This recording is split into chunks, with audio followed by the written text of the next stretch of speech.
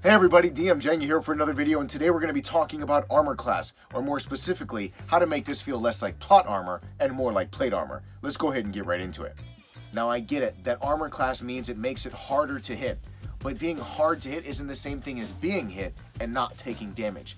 If I take a full-bodied blow with no armor, I'm pretty sure it's not going to be the same thing as if you found a chink in my chainmail. Now, 5th Editions has done some great things for Dungeons & Dragons, especially making it a lot easier for players to get right into the game and have a lot of fun. But I think one of the biggest downfalls is that we don't pay a lot of attention to the armor, and that's one of the foundations of a fantasy role-playing game.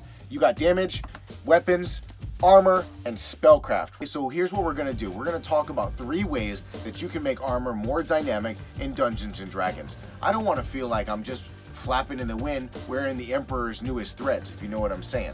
Alright, so let's get it right into it with number 1. Drop the damage. Let's go ahead and take a look at this chart that I came up with to help make your damage a little more dynamic when you're wearing hide, leather, plate armor, chainmail, ring mail, scale mail, or whatever it is. If you're not wearing any armor, you don't get any reduction in damage. If you're wearing light armor, you get to reduce the damage die by 1 numerical of a d6 and below. So 1d6 becomes a 1d4, and you only get to do that for 1 damage dice. If you're wearing medium armor, you get to reduce the damage of 2 dice of d8 and below. So 2d8 become 2d6. And if you're wearing heavy armor, you get to reduce 2 dice, d10 and below. So if you're rolling 2d10, they become 2d8. Plus shield allows you to drop down 1 dice of d12 and below.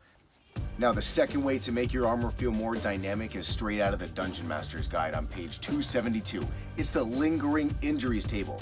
Every time a player takes a hit, the DM rolls on the lingering injuries table to determine if they have a lingering injury. Now, if they have a higher armor class that protects more of their body, they have protection against some of these lingering injuries. So, if one of the lingering injuries applies to your arm, but you're wearing full plate mail all the way down to the wrist, well then guess what? You avoid having some serious repercussions.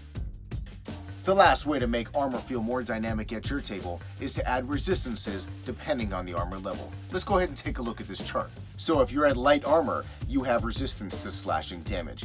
If you're at the medium armor level, you get resistance to slashing and piercing damage. And if you're at the heavy armor level, you get the benefit of resistance to piercing, slashing, and bludgeoning damage.